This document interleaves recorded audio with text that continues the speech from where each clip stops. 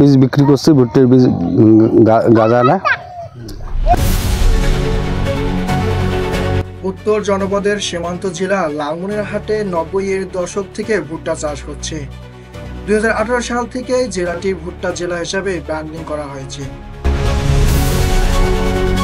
ধানের ন্যায্য মূল্য না পাওয়ায় ভুট্টা চাষে ঝুঁকছেন চরাঞ্চলের চাষিরা, ফলে ভুট্টা বীজের চাহিদা বাড়ছে হু হু করে। সেই সুযোগে নিম্নমানের বীজ বাজারজাত করেছেন কিছু অসাধু ব্যবসায়ী। তবে অনুসন্ধানে জানা গেছে, কোম্পানির ডিলাররা বাহুবলী 555, মাস্টার, পারফেক্ট ব্র্যান্ড নামে নিম্নমানের ভুট্টা বীজ বাজারজাত করছেন।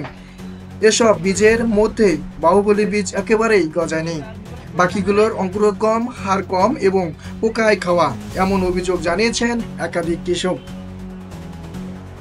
এখনো ভুট্টি আমার গাদায় নেই, আবার ফের ওর কাছ থেকে ভুট্টি আনি আবার গাছি। এখন আল্লাহ কি করবে আল্লাহ ভালো জানে। তো এগুলা ভুট্টা লাগাইছি আমরা, এই যে লোন করছি ব্যাংকের কাছ থেকে, আমরা এই যে লোন পরিশোধ করবো, এই ভুট্টা ক্ষেত লাগার পর ভুট্টা যখন আসবে বিক্রি করব, মারার পর আমরা লোন শোধ দেবো। এখন আমাদের পরিস্থিতি, এখন সার পানি আমাদের এগুলা সব আমাদের এগুলা লস। আমরা এখন কি করব? এগুলা আমাদের কৃষকদের সমাধান চাই, আমাদের গরিবদের পেটে লাথি দেওয়া।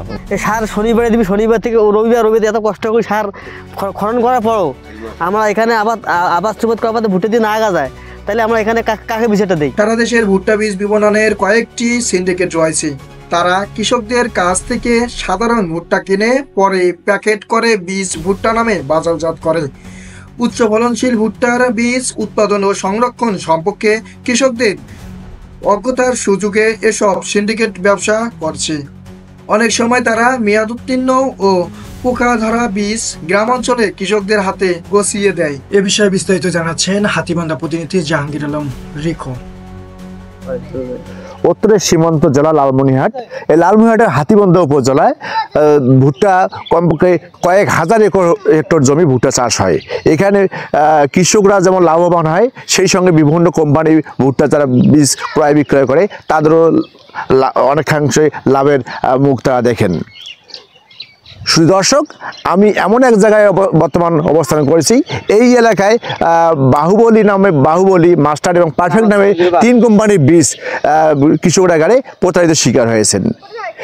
আমার কাছে অভিযোগ আছে যে বাহুবলীর ডিলার আলামিন, এই আলামিন সে বাড়িতে ভুট্টা বাহুবলী প্যাকেটজাত করে বাজারে ছেড়ে দিচ্ছেন এবং সেই বীজ গেড়ে অনেক কৃষক প্রতারিত হয়েছে। আমি বিভিন্ন কৃষকের সঙ্গে কথা বলে দেখেছি যে তারা বিভিন্ন কৃষক বলতে আমি যে এলাকায় আছি কয়েকশো কৃষক, তাদের অভিযোগ যে বাহুবলী, মাস্টার এবং পারফেক্ট ভুট্টা গেড়েও তাদের ভুট্টা বীজ গজায়। একটু যদি বিশদে যাই তাহলে বলতে হয় যে এখানকার কৃষি অফিসার যারা কৃষি সংশ্লিষ্ট কৃষি সম্প্রসারণে যারা চাকরি করেন, তারা এই কৃষকদের কাছে এখন পর্যন্ত তারা এসে তত্ত্বাবধানের কোনো খোঁজখবর রাখেননি। তাহলে কৃষি অফিস যদি এখানে নীরব, সেখানে ভাবতেই হচ্ছে তাদের সঙ্গে আতাত করে এই বিভিন্ন বীজ কোম্পানির যারা ডিলার আছে তারা বাড়িতে প্যাকেটজাত করে এই ভুট্টা বাজারজাত করেছেন এবং প্রতারিত হয়েছেন হাজার হাজার কৃষক। আমি বিভিন্ন খুচরো ব্যবসায়ী যারা দোকানদার আছে তাদের সঙ্গে কথা বলে দেখেছি, তারা বর্তমান নিরুপায় হয়ে গেছে। বীজ বিক্রি করছি, ভুট্টার বীজ গাঁজা না।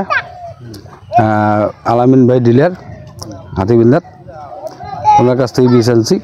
তো বীজ কৃষকের কাছ থেকে কৃষকের দিতেছি, ভুট্টা গাঁজা কৃষক কমপ্লেন দিতেছে, এখন ওই বীজগুলো জরিমানা দিতেছে কৃষককে।